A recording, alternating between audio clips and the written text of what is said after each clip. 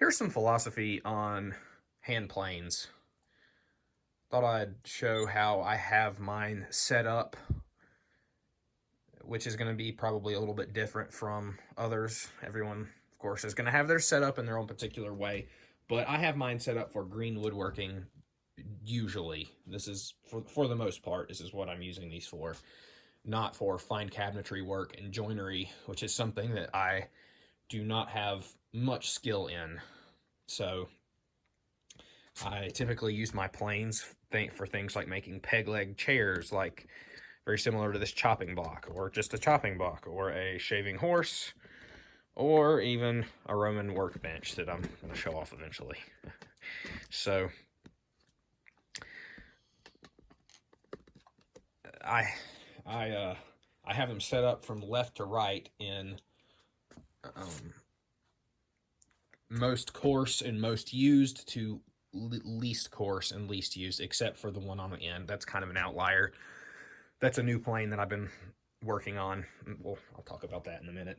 But anyway, so my absolute favorite plane that often surprises people, because the smoothing plane is often the favorite of a lot of cabinetry workers and such, but this is a Stanley number 40 scrub plane.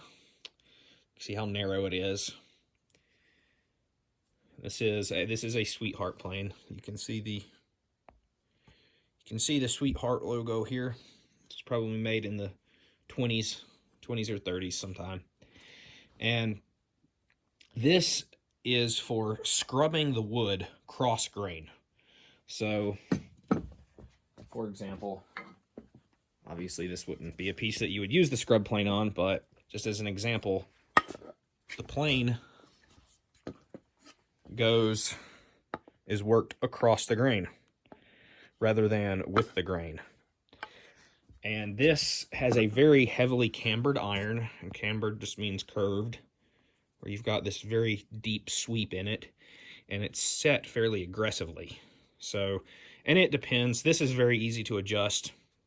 Sometimes, depending on what I'm working, how rough it is, I might set it a little deeper or a little less deep. Right now, it's actually less deep than it often is because I've been using it on smaller pieces that don't have as rough a surface.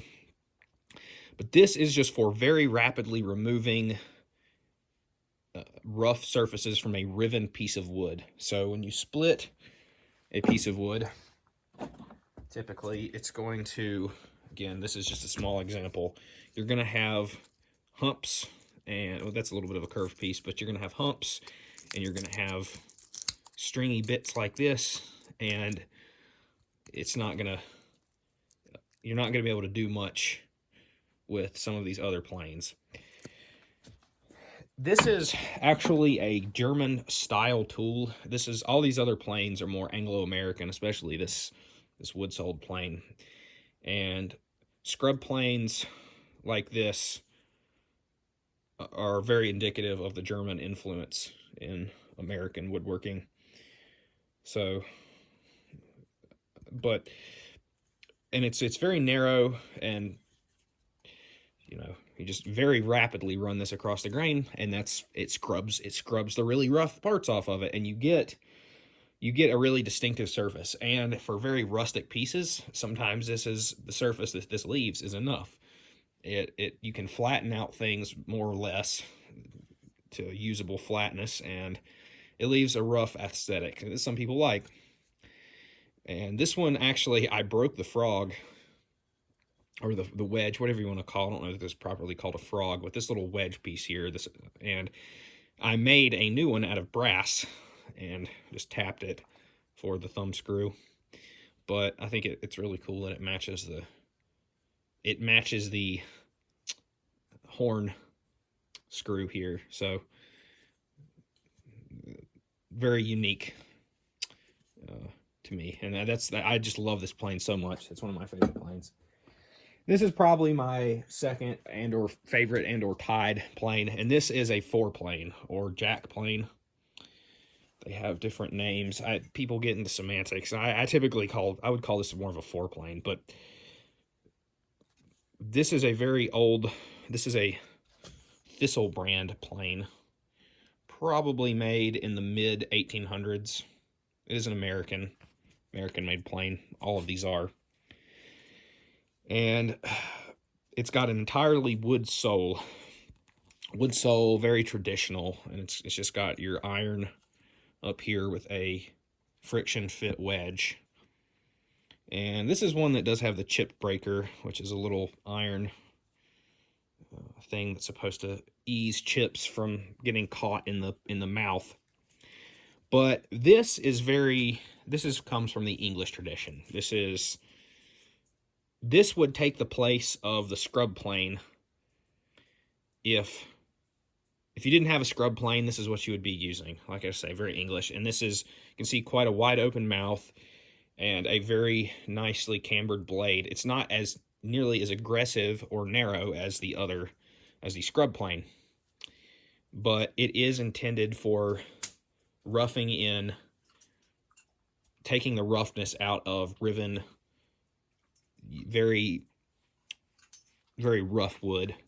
So it cuts more and less, it cuts a longer piece and less aggressively. So this can be used in a variety of ways. You can run it directly across the grain like this if it's very rough wood. I often find myself doing it diagonal to the wood with this one.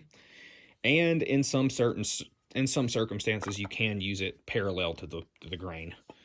So this is mostly what I use this for is clean up after I've used the scrub plane. And you can get really quite flat surface with this because it's less aggressive.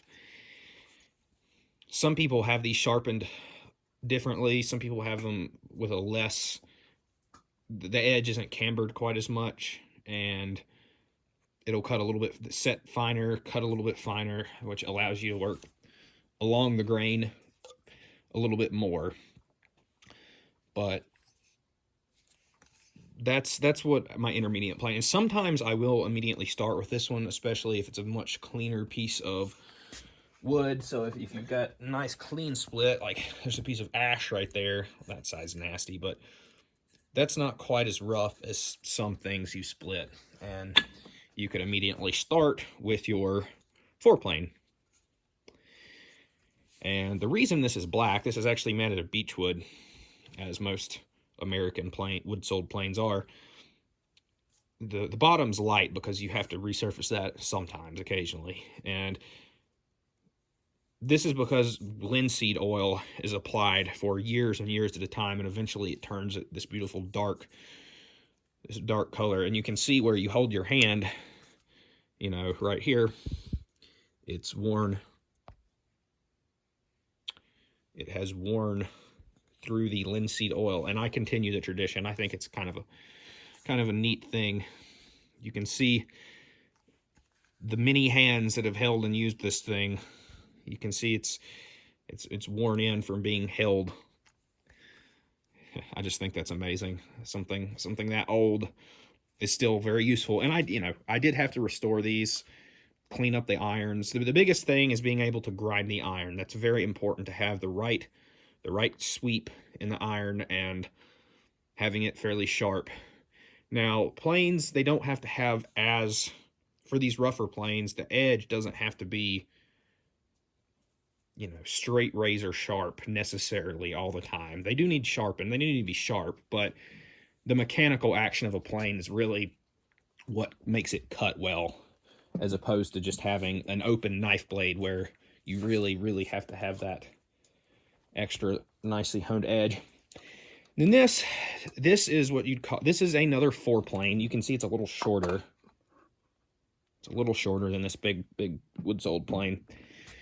And that still has some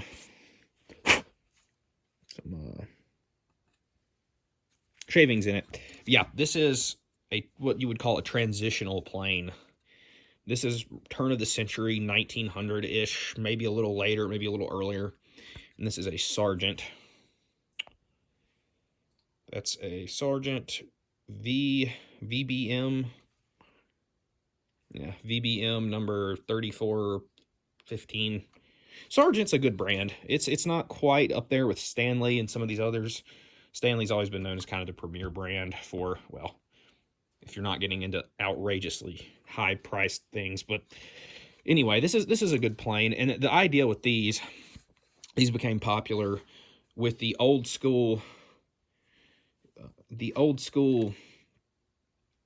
tradesmen that preferred wood soles, but they wanted all the fancy gizmos and doodads and widgets with the frog up here that makes it adjustable, and easy, rather than having just a wedge like this thing does, which this old style goes back to Roman times. It's a very, very ancient style of plane.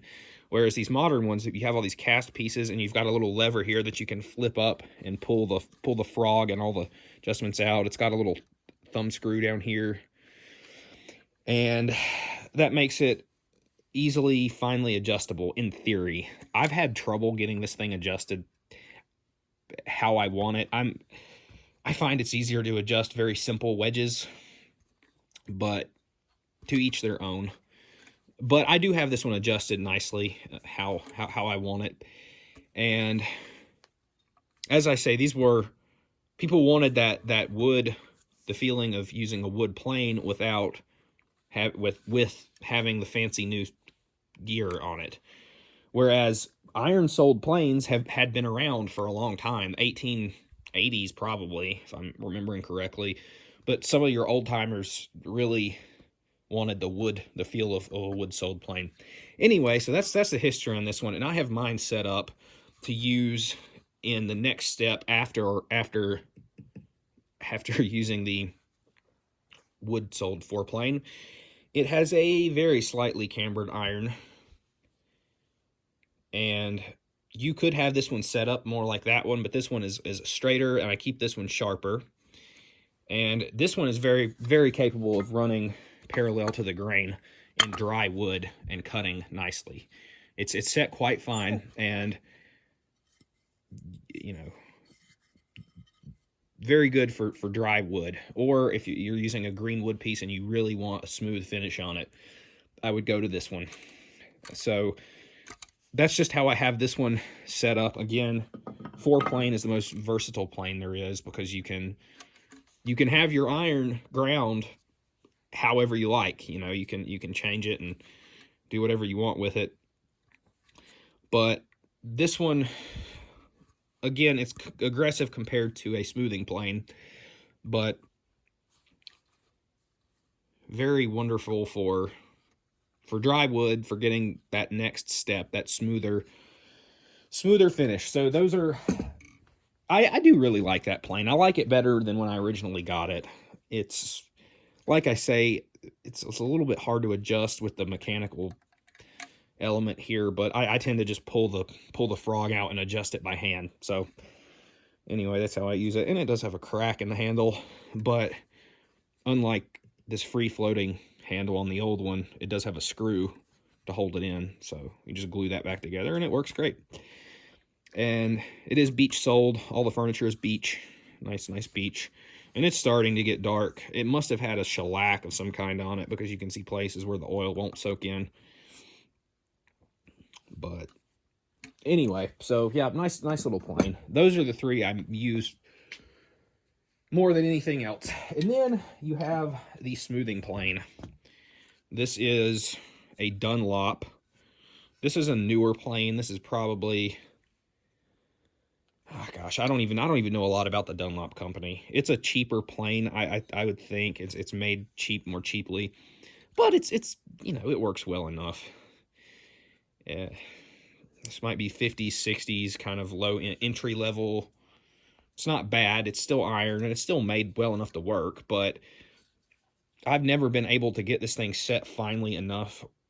You can sharpen the blade just fine, but I've never been able to adjust this finely enough to truly be a smoothing plane that a joiner would approve of for actually putting the final finish on a cupboard or something. But as the smoothing plane suggests, this is one of the final planes you would ever use. It's set very, very finely, and it has to be very, very sharp too.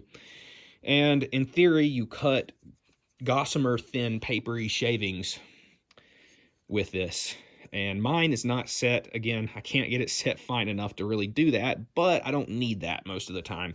If I absolutely have to have a flat surface that's really smooth, this is what I use. So I get less use out of this, and I don't hate it. It's not a bad plane, but it's made out of, the handle is kind of more crudely constructed. It's made out of, it's very inexpensive stained birch. The fitment isn't quite perfect. Horn is birch rather than being beech.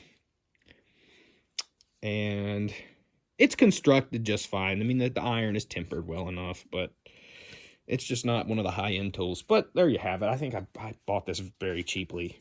None of these were expensive. The most expensive one I've got is the scrub plane. And that's maybe, what are those going for now? $70-ish, $80, something like that.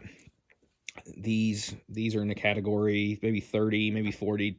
So these wood sole planes, even though they're really old, they're surprisingly inexpensive because people apparently don't want to use them. Go figure. That's fine by me. And this last one is kind of an interesting little bugger here. I'm not exactly sure where this is going to fit in with my other planes. It's a Stanley Bailey number 3, and this is a mishmash of about 3 different planes. Originally, most of the hardware and the wooden furniture came from a nice corrugated, Stanley Sweetheart number 3, but they had a really bad crack in the mouth. And that is something that I don't like about iron planes. They're very fragile, or at least they can be.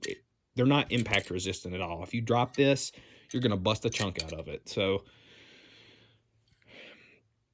this, like I say, so it was given to me with the cracked mouth and the nice corrugated sole, which is really kind of a shame. But anyway, so I found at a junk sale another one that also had a cracked sole. It wasn't damaged functionally, but I didn't really want to use it. It had the wing here had a big piece missing. But it had better, I bought it because it had slightly better mechanical components. So this is kind of a mix between that. And then finally, I've been scouring eBay. I finally found an undamaged sole. Even though it was a smooth sole, it doesn't really matter that much. That was kind of a marketing gimmick back in the day to have the corrugated sole. But I was finally able to put a complete one together, and the fitment is a little weird on the wonky on the handle here. I'm going to have to mess with that some more. I might need to do some drilling to fit this, but it's got these lovely, this is actually rosewood, probably cocobolo. The wooden components here, really pretty stuff. I was able to buff that out, sand it and buff it out. It had some gunk or something on it. So it's a beautiful plane.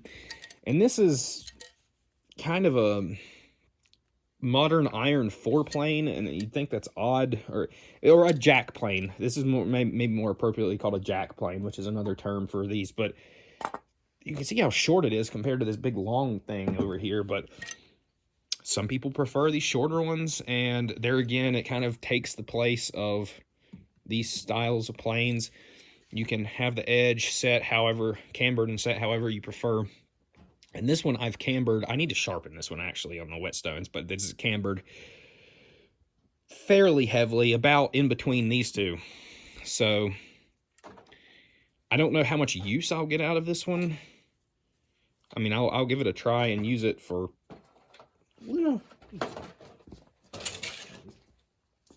right.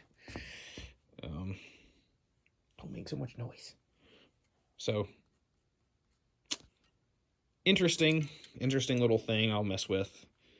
It's been quite a fun project to put it back together, make a functional plane out of it. So don't know how much use it'll get or where it'll fit in between my other planes, but there you have it. That's the long-winded, rambling version of my plane philosophy, how I have my planes set up for green, mostly green woodworking.